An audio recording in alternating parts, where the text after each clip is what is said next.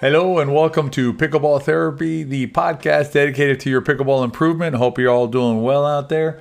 This week we're going to talk about a couple different things during the main section or main part of our podcast. We're going to talk a little bit about information overload and how that can affect you, particularly if you're trying to improve as a pickleball player. How that information overload that's going on right now, we can talk about that and maybe talk about ways to maybe curtail that a little bit or to not let it derail you from your improvement. Then the riff, we're going to spend a few minutes talking about paddles. We're getting a lot of questions about paddles these days. Want to talk about them, touch on them a little bit, and see if we can give you some guidance on that. So if you're into that kind of stuff, stay tuned for the podcast. You've studied the pickleball videos, maybe read a pickleball book, taken a lesson or two, but there's just something missing, something to complete the whole picture. That's where VIPickleball comes in. VIPickleball is the most immersive pickleball learning community available today.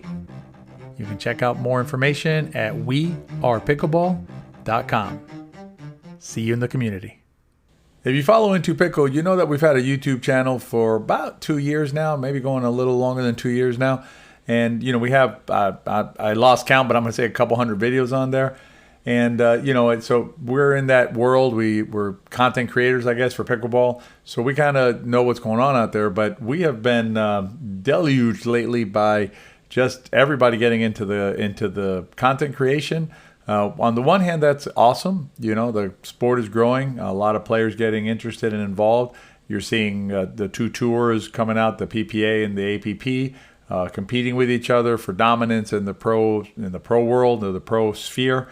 And, so obviously, not obviously, but, that's also resulted in a lot of more content creators coming into the pickleball space. And again, as I mentioned, that's great because you're getting a lot of different voices. And, what's important at the end of the day is for the growth of the sport and also for players to find a voice that resonates with them and that can help them grow in the game and improve in the game. The downside of that, however, is that there's just a lot of information out there now, right? And so, the more content it gets created, the more videos are put out there, the more blogs, the more websites and things like that, the more books are published. That'll just mean there's a plethora of information out there to choose from, and sometimes we can get lost in that information.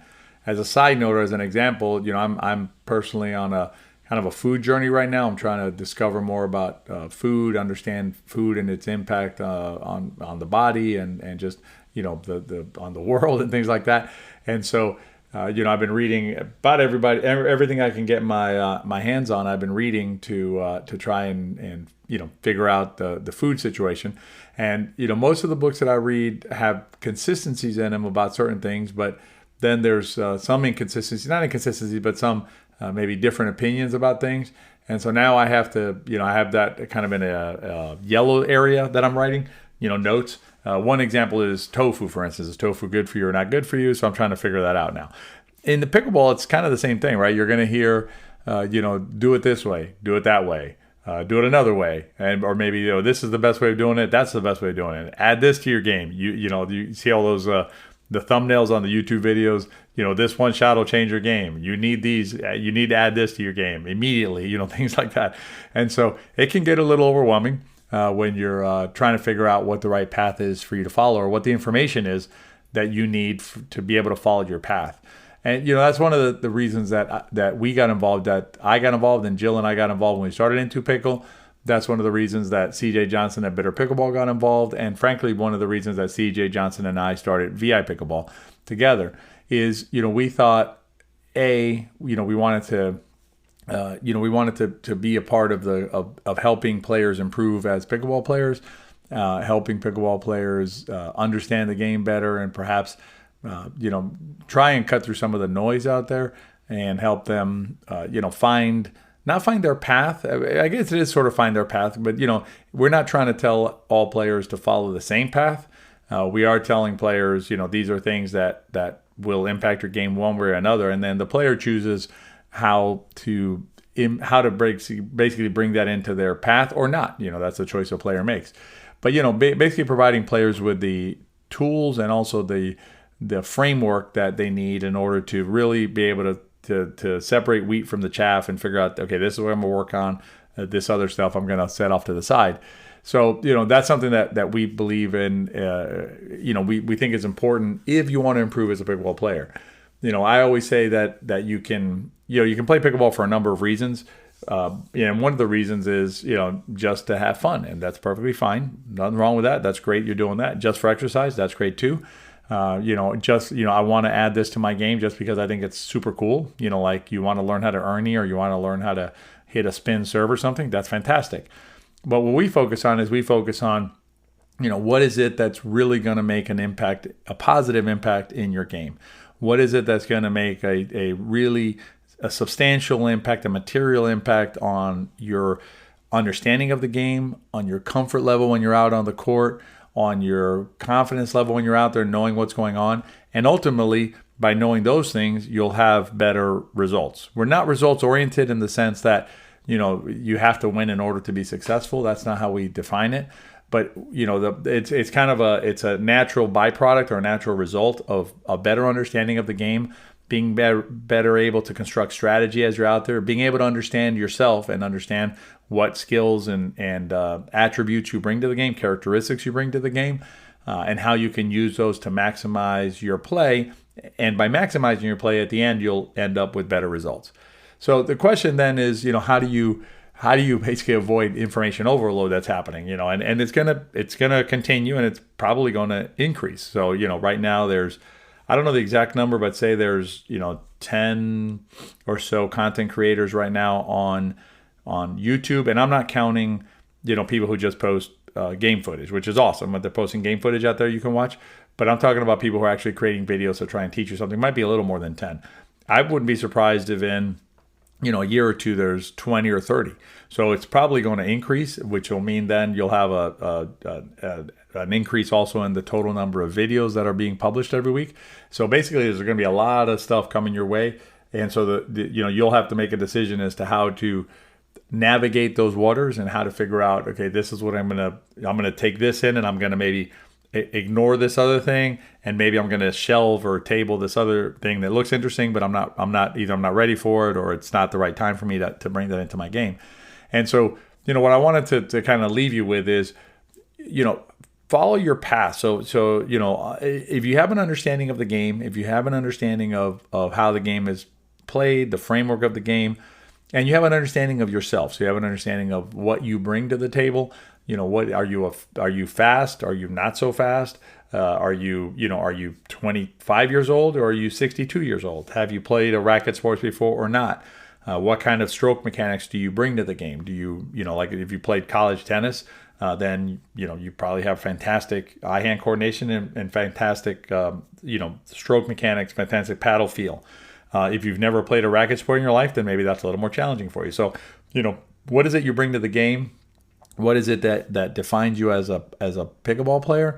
And then you kind of you match those two. You say, okay, this is what I'm trying to accomplish when I'm on the pickleball court, and this is what I bring to the game. An easy example would be getting to the non-volley zone line after return or serve. That's something that I think everybody would agree is something that you should do. Standing back at the baseline after you've returned serve is usually not a recipe for success. So that's the framework, right? That's the understanding the framework of the game. I need to get to the non-volley zone line after a return serve. Then you look at yourself. You say, okay, I'm 22 years old. I'm really fast, and I come from tennis. Well, then your options in terms of the type of returns you're going to hit are pretty varied. You can hit hard returns into a corner and still make it up there. You can hit slices short and still get up there. I mean, you can do all sorts of things to make it up to the and still make it up to the non-volley zone line. If, however, you're 56 and never played a racket sport, and so don't really have the skill set to really drive the ball, then maybe you're better off with a lob type of return deep, in the center of the court on the other side to allow you to get up to the non-volley zone line.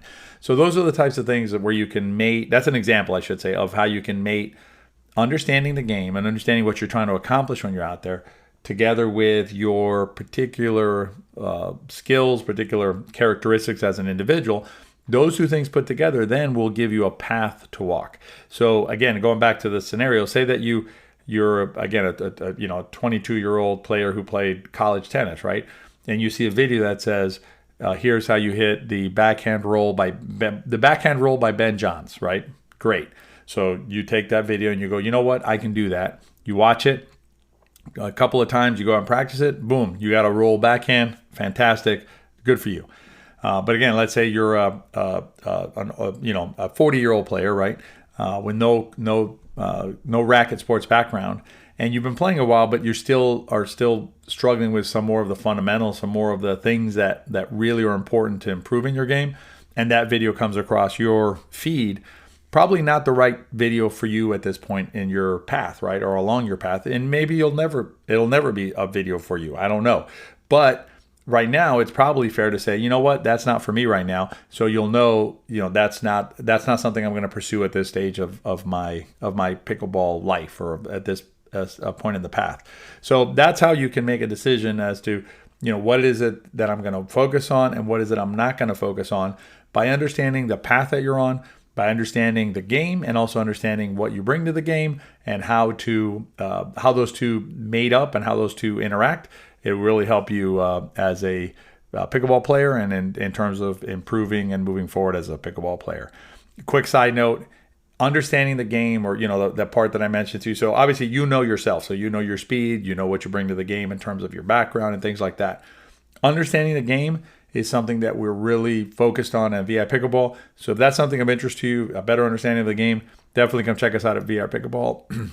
You can find out more at wearepickleball.com. Should be easy to remember, but that's what we focus on in there, is understanding the game and helping you see the game so that you can find the right path for you.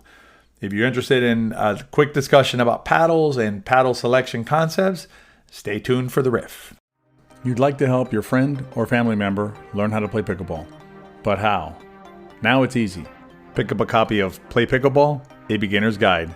It's the most complete guide to playing pickleball. Available as a digital download or in hard copy at In2Pickle.com or at Amazon. Let's keep growing the sport. So we get a lot of questions about paddles. Paddles are, it's a kind of a funny thing, paddles. They're like this mysterious thing that, it's almost like the chasing a mirage. It seems like players a lot of times are trying to buy paddles or look at paddles as like a solution to a problem. So they want to improve their play. So the solution that they look for is, let me get a paddle, right? Let me see what paddle will solve a problem, whether it's power, control, combination of the two, whatever. And what I tell folks, including friends of mine who I chide for having so many paddles, is, the paddle is not going to make you a better player within a range. I mean, there are paddles that are better than other paddles, generally speaking. But once you're in sort of a group of paddles, or and it's a fairly large group of paddles. Once you're in a fairly large group of paddles, whether you're playing with a carbon fiber paddle, a honeycomb paddle, a carbon face, fiber face, all those types of things, generally speaking, within a range of those paddles, you're going to be able to execute at a high level with any number of those paddles. Now, I guess at the end of so what I'm trying to say is that the paddle isn't going to solve the issue. Now, if you're looking for a paddle, right, but let's say you genuinely need a paddle. So you're out there, you're saying, you know what, this paddle's not working for me. It's too heavy on my arm or something like that. Then you're looking for a paddle. One of the things that I think gets greatly overlooked is paddle shape. And we've talked about it in some videos, but it just keeps on coming up, the paddle shape issue. So I wanted to talk about that for a couple of seconds or a couple of minutes. So when you look at a paddle that has the traditional shape paddle, think of an old school looking paddle. It's almost a square on top, and not quite a square, but it's almost a square on top. It has a pretty normal length grip, so it's not terribly long. That would be what we would consider a traditional shape paddle. The advantage of a traditional shape paddle is that it is going to provide, relative to a longer paddle, it's going to provide a more balanced swing weight when you're swinging the paddle. So if you took two 8-ounce paddles, let's say, or even 7.5-ounce paddles, and you had a traditional shape paddle, so the more squarish one that I'm mentioning, and then you were to take that and put it side by side with a longer paddle. So a squarish paddle would be like an old school Engage Encore, not the new 6.0s. Nothing against those paddles, they're fine paddles, but I'm talking about the original Engage Encore base model. You can look it up online. It's $95, I think. Excellent paddle, good all-around paddle. That paddle there is a traditional shape paddle. Then you compare that, say, to the Selkirk Invicta, right? The one that Tyson McGuffin uses. Again, it's a fine paddle. Nothing against the paddle. It's well made. It's made in the U.S. Selkirk is a great company. They make really good paddles. Both companies do. Engage and Selkirk make really good paddles. But the Invicta, by its shape, it's a longer paddle. It has a different shape than the Engage Encore that I mentioned. So when you compare those two paddles, if you start it with the same gross weight, so you have the same basic weight when you put it on a scale, the Invicta, because of its shape, is going to swing heavier than the Engage Encore, right? And the reason for that is because the Invicta is a longer paddle. So, if you think about it, if you take any object and you make it really short and you swing it, it's going to feel one way. If you take the same object and you extend it out really far, it's going to swing a different way. Think of like an extension ladder. If you had it brought into, it all together, all collapsed, you swung it, it's one thing. If you extend it out really far, it's really hard to swing that thing around because it gets farther away from your hand.